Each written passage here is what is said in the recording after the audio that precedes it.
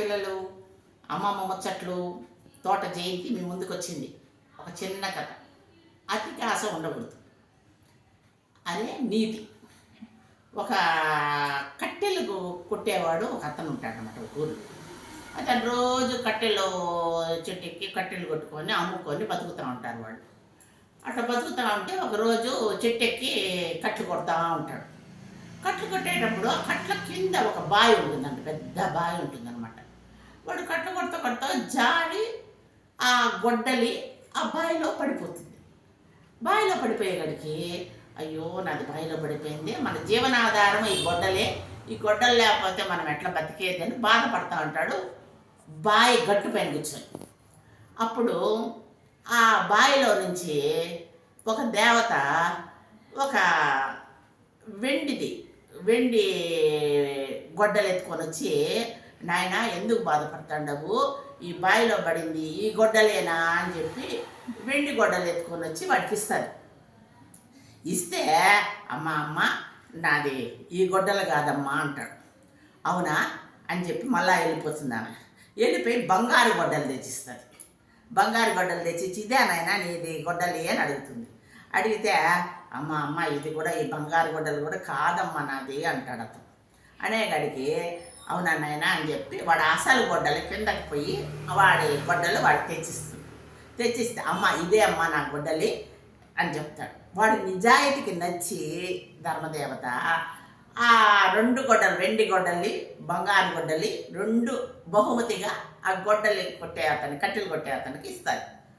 సరే సంతోషంగా ఎత్తుకొని ఇంటికి వస్తాడు. ఇంటికి వచ్చినాక ఆ వెండి గొడ్డలి బంగారు గొడ్డల్ని అమ్ముకొని మహారాజులయ్యి హ్యాపీగా సంతోషంగా బతుకుతూ ఉంటారు. వీళ్ళ చుట్టుపక్కల ఉండే వీళ్ళ ఫ్రెండ్స్ ఏంటిది వీళ్ళకి ఎందుకు ఇట్లా ఇంత బీదవాళ్ళగా ఉన్నట్టుండి వీళ్ళు ఇంత సంపద ఎక్కడి నుంచి వచ్చింది, వీళ్ళు ఇంత సంతోషంగా ఎలా ఉండగలుగుతున్నారని వీళ్ళకి ఆలోచన పుట్టి ఇది ఎట్లన్నా కనుక్కోవాలి వీళ్ళని అడిగి అని చెప్పి ఆయన భార్యని అడగాలనుకుంటారు. ఆడవాళ్ళ నోట్లో మాట దాగదు కదా, అందువల్ల ఆ గొడ్డలి కట్టెలు కొట్టే అతని భార్యని వీళ్ళు అడుగుతారు. అడిగితే వాళ్ళ భార్య వండుకొని జరిగినట్టు చెప్తారు. ఇలా జరిగింది ఇందువల్ల మేము దాన్ని పెట్టుకొని ఇలా ఉన్నాం సంతోషంగా అని చెప్తుంది. చెప్పారు. ఓహో అవునా, అట్లయితే మనం కూడా అక్కడ పోయి ఇలా సంపాదిస్తామని వీళ్ళు ఏం చేస్తారు, పోయి గొడ్డలు కుట్టినట్టు నటించి బావిలో గొడ్డలు వేసేగడికి దానిపైన కూర్చొని ఏడుస్తాడు. అయ్యో నా గొడ్డలు పడిపోయింది అని. అప్పుడు ధర్మదేవత వచ్చి నాయనా నీది ఈ గొడ్డల వెండిదని చూపిస్తుంది. అనేగడికే అవునమ్మా అని అనబోయి బంగారుది కదా మనం వెండిది అడగకూడదు అనేసి ఇది కాదమ్మా అంటాడు. అనేగడికి వీడు మళ్ళీ ఆ లోపలికి పోయి బంగారు గొడ్డలు తెచ్చిస్తే నా గొడ్డలు ఇదే అమ్మా, బంగారుదే నాది అనేసి అంటాడనమాట. అంటే వీడు చూడు ఎంత నిజాయితీ లేనివాడు వీడు అనుకొని అవునా నాయన అని చెప్పి సరే ఇంత తీసుకో అని చెప్తుంది. ఆ బంగారు గొడ్డలి వాడు తీసుకొని ఇంటికి వచ్చేగాడికి అది మళ్ళా ఇనుము గొడ్డలు అయిపోతుంది. అది బంగారు గొడ్డలుగా ఉండదు. అయ్యో ఇదేంటి ఇది బంగారు గొడ్డలు వేస్తే ఇనుము గొడ్డలు అయిపోయింది మనకెందుకు అనేసి మళ్ళా పోయి వాడు బాధపడతాడు.